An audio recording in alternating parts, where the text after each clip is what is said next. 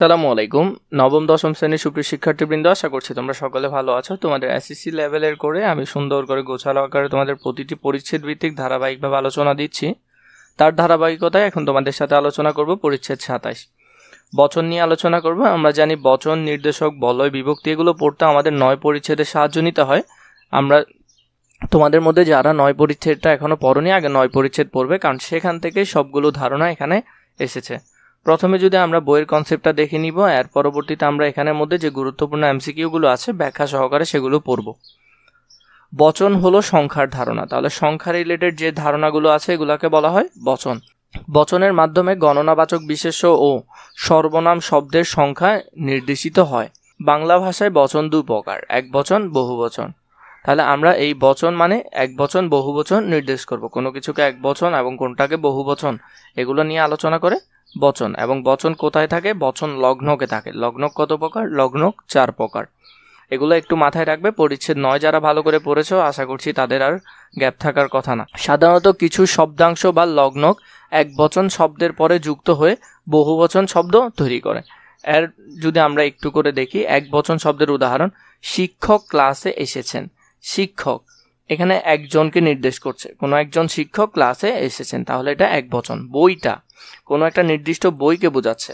টা আমরা জানি টা দিয়ে কি করা হয়? নির্দিষ্ট করা হয়। এর আগের পরিচ্ছেদে আমরা সেটা পড়েছি।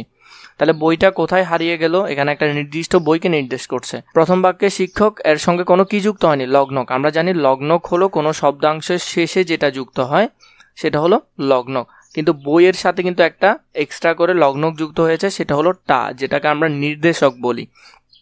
টা, টি, খানাখানি এগুলো কি? নির্দেশক। এর আগের পরিচ্ছেদে আমরা সেটা পড়েছি। দ্বিতীয় বাক্যে বইয়ের সঙ্গে যুক্ত টা একটি নির্দেশক, এর সঙ্গেও কোনো বহুবচন লগ্নক যুক্ত হয়নি। বহুবচন শব্দের কিছু উদাহরণ দেখব। মাঝিরা নৌকা চালায়, তার মানে এখানে অনেক মাঝিকে বোঝাচ্ছে। কলমগুলোর, অনেকগুলো কলমের কথা বলছে। গুলোর একটা বহুবচন শব্দ, রা একটা বহুবচন লগ্নক। এখানে প্রথম বাক্যে এক বচন মাঝি, কিন্তু এরপরে রা যুক্ত হয়ে এটাকে বহুবচন মাঝিরা করা হয়েছে। একইভাবে দ্বিতীয়ের মধ্যে গুলো লগ্নকটা যুক্ত হয়ে সেটাকে কলমগুলো মানে একাধিক করা হয়েছে, যেটাকে আমরা বলি বহুবচন। এরপর দেখো, রা, এরা, গুলো, গুলিদের ইত্যাদি লগ্নক যুক্ত হলেও শব্দটি বহুবচন হয়। কি কি যুক্ত হলে? রা, এরা, গুলো, গুলি। আমরা জানি এগুলো মানে অনেক বোঝায়, যেমন ছাত্ররা, ধনীরা, অনেক শ্রেণীর, ধনী শ্রেণীর মানুষ সবাইকে বোঝাচ্ছে, ছাত্রদেরকে সবাইকে বোঝাচ্ছে। এরা, ভাইয়েরা, শিক্ষকেরা মানে সব শিক্ষককে বোঝাচ্ছে, এটাও বহুবচন। গুলো, ফুলগুলো, এরপরে গরুগুলো, তার মানে অনেকগুলোকে বোঝাচ্ছে। গুলি, বইগুলি, ঘরগুলি, এগুলা অনেকগুলোকে বোঝাচ্ছে। দের, ছেলেদের, মেয়েদের, অনেকগুলোকে এখানে বোঝাচ্ছে। কিছু এক বচন শব্দ বহুবচন হওয়ার সময় কাঠামোগত পরিবর্তন ঘটায়, মানে এক বচন শব্দ বহুবচন হবে, সেটার মধ্যে কিছু কাঠামোগত মানে শব্দের কিছু পরিবর্তন হয়। এক বচনে আমরা বলি আমি, বহুবচনে সেটা হয়ে যায় আমরা। এক বচনে তুমি, এরপরে তোমরা, এক বচনে সে, তারা, তিনি, তারা, এগুলো তোমরা পারবে। গুরুত্বপূর্ণ হলো যে এটা প্রাণী বা বস্তুর নামকে বহুবচন করতে সব, সমূহ, আবলি, মালা, এখানের মধ্যে আবলিটা খুবই গুরুত্বপূর্ণ, এটা ভালো করে দেখবে। সব, সমূহ, মালা এবং আবলি এই লগ্নকগুলো যুক্ত হয় কি করতে? বহুবচন করতে। কাকে বহুবচন করতে? প্রাণী বা বস্তুকে বহুবচন করতে। সব, ভাই সব বহুবচন করা হয়েছে। পাখি সব, সব পাখিদেরকে বোঝাচ্ছে, বহুবচন করা হয়েছে। সমূহ, গ্রন্থসমূহ, বৃক্ষসমূহ বহুবচন করা হয়েছে। এরপর দেখো আবলি, নিয়মাবলী, অনেকগুলো নিয়মের কথা বলছে। রচনাবলী, অনেক রচনার কথা বলছে। মেঘালয়, মেঘমালা, অনেকগুলো মেঘের কথা বলছে। পর্বতমালা, অনেক পর্বতের কথা বলছে। এরপর দেখো মানি শব্দের, এটা খুব বেশি গুরুত্বপূর্ণ এবং পরীক্ষায় এখান থেকে এমসিকিউ আসার সম্ভাবনা খুব বেশি। মানি পক্ষের বহুবচন করার সময় গণ, বৃন্দ, মণ্ডলী, বর্গ, তাহলে এগুলো হলো মানি। এগুলা কি? মানি শব্দ। এগুলা এই মানি লগ্নকগুলো যুক্ত হয়ে কি করা হয়? মানুষদেরকে, যেমন মানি পক্ষের বহুবচন। মানি পক্ষের বহুবচন নিয়ে আমরা সর্বনাম পরিচ্ছেদে আলোচনা করেছি, পরিচ্ছেদ 19-এ। সেটা যদি দেখে না থাকো তাহলে দেখে আসবে। যেমন ধরো গণ, সদস্যগণ বা সচিবগণ, এখানে মানি সর্বনামের ক্ষেত্রে সেগুলো ব্যবহার করা হচ্ছে। বৃন্দ, দর্শক বৃন্দ বা শিক্ষক বৃন্দ। মণ্ডলী, সুধী মণ্ডলী বা সম্পাদক মণ্ডলী। বর্গ, পণ্ডিতবর্গ বা মন্ত্রীবর্গ, এভাবে করে সেগুলাকে মানি সর্বনামকে এখানে লগ্নক দ্বারা কি করা হচ্ছে, বহুবচন করা হচ্ছে। অনেক ক্ষেত্রে বচন লগ্নক ব্যবহৃত না হলেও বহুবচন হতে পারে, যেমন বাজারে লোক কম, যেমন এখানে বাজারে লোক কম, কম হলেও সেখানে কিন্তু অনেক আছে। মৌমাছি মৌচাক বানায়, তার মানে একটা মৌমাছি দ্বারা মৌচাক বানানো সম্ভব না, এটা খুবই গুরুত্বপূর্ণ, ভালো করে দেখবে।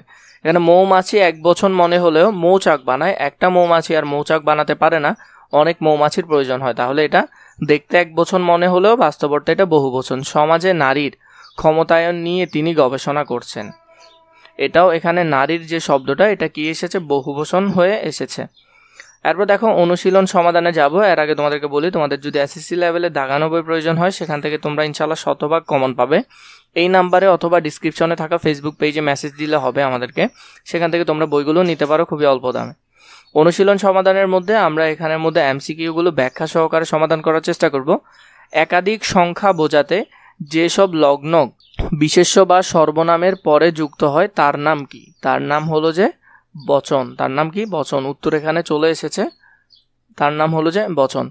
এখানের মধ্যে যেমন আমরা শিক্ষক এই উদাহরণটা দেখেছি, বইটা এগুলো উদাহরণ দেখেছি, বহুবচনে মাঝিরা, এরপরে কলমগুলো, এগুলো আমরা উদাহরণগুলো দেখেছি। এর পরবর্তীতে যদি আমরা কোশ্চেন দেখি, নিচের কোনটি এক বচন? আমি নিশ্চয়ই এক বচন, বইগুলি হবে না, মাঝিরা অনেক, কলমগুলো এগুলো অনেক, তাহলে এটা এক বচন হবে ক নম্বরটা। মানি লোকের বেলায় বহু বচনে কি লগ্নক যুক্ত হয়? মানি। মানি লোকের বেলায় সাধারণত বৃন্দ যুক্ত হয়, মালা, সব, রাজি এগুলো যুক্ত হয় না। মানি লোকের ক্ষেত্রে গণ, বৃন্দ, মণ্ডলী, বর্গ এই চারটা যুক্ত হয়। এগুলো খুবই ভালো করে দেখবে, তোমাদের জন্য খুবই বেশি প্রয়োজন। যেমন গণ, সদস্যগণ, সচিবগণ, এই উদাহরণগুলো আমি তোমাদেরকে বইয়ে দেখিয়েছি, তাই এক্সট্রা করে দেখাতে হচ্ছে না। নিচের কোন বাক্যে বহুবচন ব্যবহৃত না হয়েও বহুবচন বোঝায়? নিচের কোনটাতে? যেমন মৌমাছি মৌচাক বানায়, এটাতে মৌমাছি শব্দটা বহুবচন বোঝাচ্ছে। এর কারণ হলো কি? এর কারণ হলো একটা মৌমাছি দ্বারা মৌচাক বানানো সম্ভব নয়। এখানে অনেক ক্ষেত্রে বহুবচনের মধ্যে এক বচনের মতো মনে হলেও সেখানে কি হয়? বহুবচন হয়। এরপরে দেখো 5 নাম্বারটা, পর্বত শব্দকে বহুবচন করতে কোন লগ্নকটি? যেমন আমরা জানি পর্বতমালা হয়, পর্বত কি হয়? পর্বতমালা। উত্তর হবে 4 নাম্বার।